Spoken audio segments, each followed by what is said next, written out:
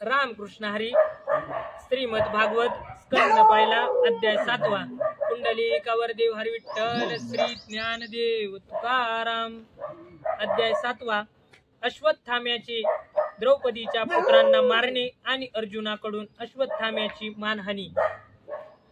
शौनकांनी विचारले, सूत महोदय, नारद निघून गेल्यानंतर सर्वज्ञ आणि सर्व शक्तिमान अशा व्यासांनी नारदांचा अभिप्राय ऐकून काय केले? सूत म्हणाले, ब्रह्म नदी सरस्वती नदीच्या पश्चिम तटावर शम्याप्रास नावाचा एक आश्रम आहे. तेथे ऋषी नेहमी यज्ञ करतात. तसेच व्यासांचा स्वतः आश्रम आहे.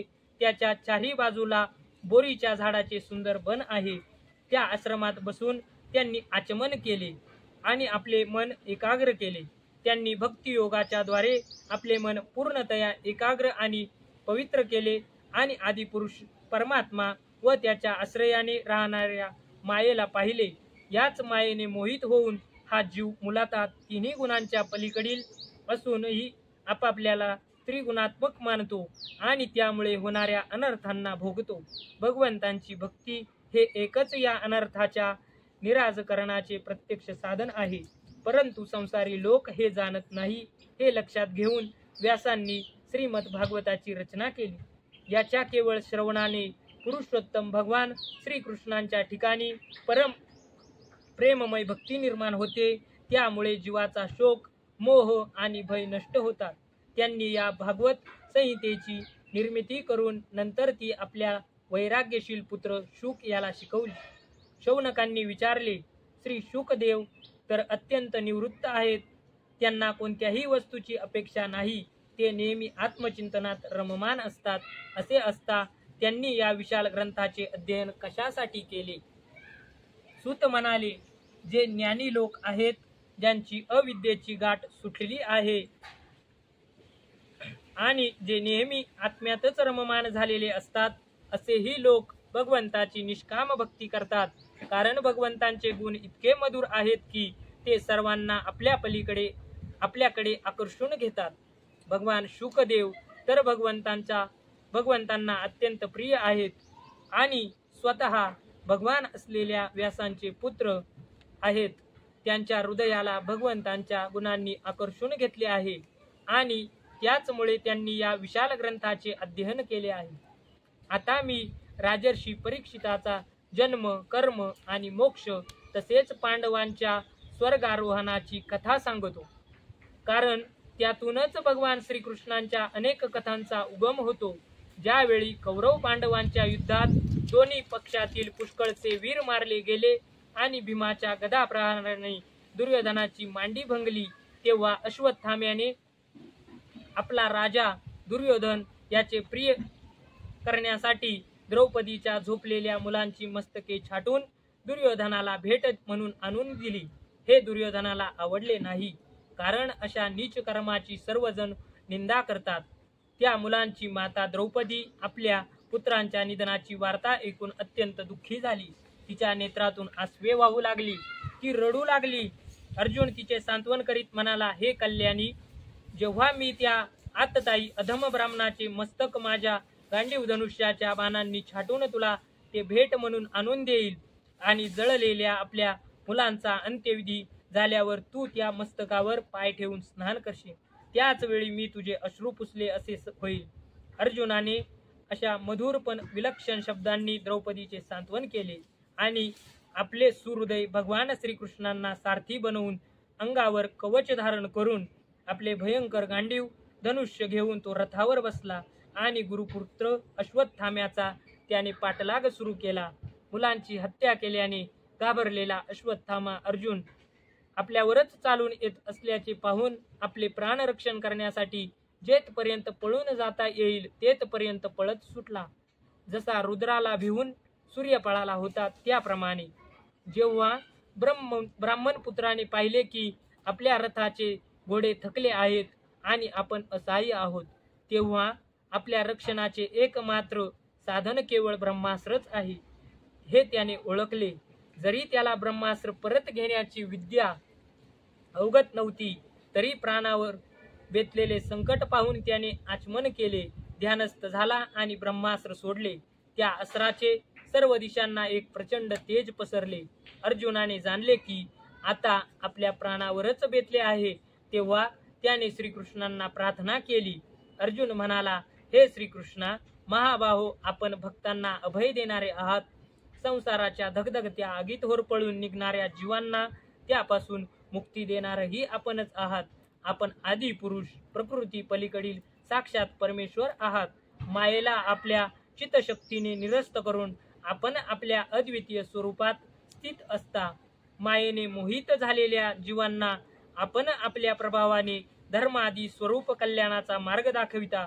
पृथ्वीवरील दैत्यांचा भार नाहीसा करण्यासाठी आणि तुमच्या अनन्य प्रेमी भक्तांनी तुमचे निरंतर स्मरण करावे, ध्यान करावे, यासाठीच तुमचा हा अवतार आहे. स्वयंप्रकाश रूप श्रीकृष्णा, हे भयंकर तेज सर्व दिशांनी माझ्याकडे येत आहे. हे काय आहे आणि ते कोठून येत आहे याचे मला ज्ञान नाही. आग लावणारा, विष देणारा, दुष्ट हेतूने हातात शस्त्र धरणारा, धन लुटणारा, शेत बळकावणारा व स्त्री पळविणारा, या सहांना आतताई म्हणतात. शिवभक्त विद्युन्माली दैत्याला सूर्याने जिंकले तेव्हा रुद्र क्रुद्र होऊन हातात त्रिशूळ घेऊन सूर्याला मारण्यासाठी धावला. तेव्हा सूर्य बिहून पळता पळता काशीत येऊन पडला. त्यामुळे तेथे त्यांचे लोकार्क नाव पडले.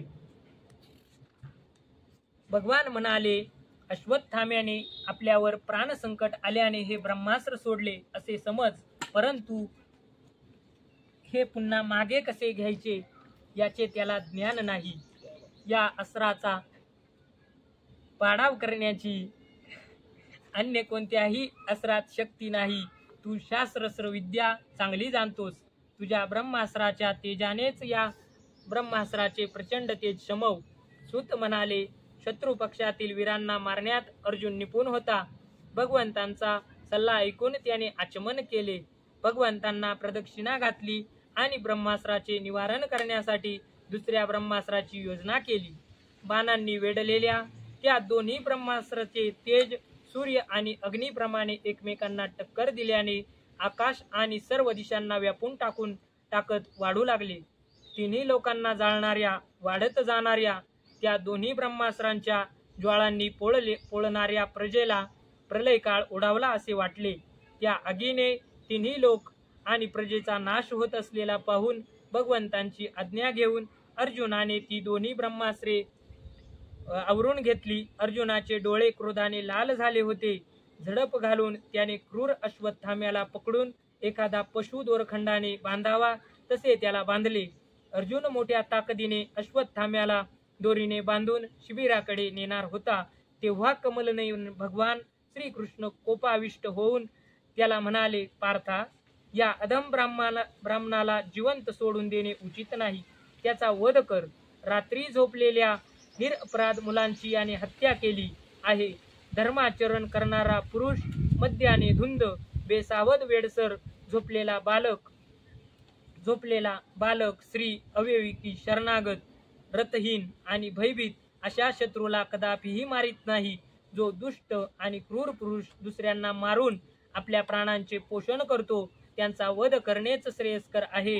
कारण अशा प्रवृत्तीचा माणूस जिवंत राहिला तर तो आणखीच पाप करेल आणि नरकात जाईल. शिवाय माझ्या देखत तू द्रौपदी पुढे प्रतिज्ञा केली होतीस की, हे मानिनी, ज्याने तुझ्या पुत्रांचा वध केला त्याचे मी मस्तक तोडून आणीन. या पापी कुलाला कलंक असलेल्या आतताईने तुझ्या पुत्रांचा वध केला.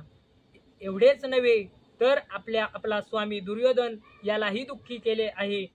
म्हणून हे वीरा अर्जुना, तू याचा वध कर. भगवान श्रीकृष्णांनी अर्जुनाच्या धर्माचरणाची परीक्षा घेण्यासाठी म्हणून अर्जुनाला अशी प्रेरणा दिली खरी, परंतु अर्जुनाचे हृदय विशाल होते. जरी अश्वत्थाम्याने त्याच्या पुत्रांची हत्या केली होती तरी गुरुपुत्राला मारण्याची अर्जुनाची इच्छा नव्हती. यानंतर आपला मित्र आणि सारथी श्रीकृष्णाबरोबर तो युद्धाच्या छावणीत परतला आणि द्रौपदीकडे अश्वत्थाम्याला सोपविले. द्रौपदीला दिसले की अश्वत्थाम्याला पशुसारखे बांधून आणले आहे. निंद्य कर्म केल्याने तो खाली पाहत होता.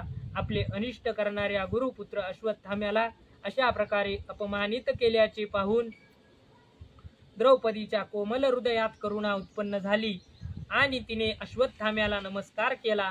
गुरुपुत्राला अशा प्रकारे बांधून आणण्याची सती द्रौपदीला सहन झाले नाही. ती म्हणाली, सोडा सोडा याला, हा ब्राह्मण आहे म्हणून आपल्याला पूज्य आहे. ज्याच्या कृपेने संपूर्ण रहस्यासह धनुर्वेद, त्याचे प्रयोग आणि उपसंहारांसह सर्व शस्त्रांचे ज्ञान आपण प्राप्त केले. ते आपले आचार्य द्रोण पुत्राच्या रूपाने आपल्या समोर उभे आहेत. त्याची अर्धांगिनी वीरमाता कृपी सती गेली नाही, ती अद्याप जिवंत आहे. हे धर्माज्ञा, ज्या गुरुवंशाची नित्य पूजा करून ज्याला वंदन केले पाहिजे त्याला व्यथित करणे योग्य नाही. ज्याप्रमाणे आपली मुले मारली गेल्यामुळे मी दुःखी होऊन रडत आहे आणि सारखी अश्रू ढाळीत आहे, तसे याची पतिव्रता माता गौतमीने रडू नये.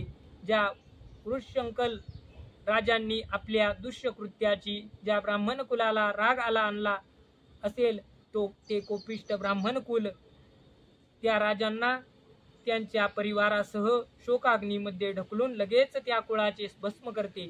ब्राह्मण हो, द्रौपदीचे म्हणणे धर्म आणि न्यायाला अनुसरून होते. त्यामध्ये कपट नव्हते, तर करुणा आणि समदृष्टी होती. म्हणून राजा युधिष्ठिराने राणीच्या या हितकारक श्रेष्ठ वचनांचे कौतुक केले.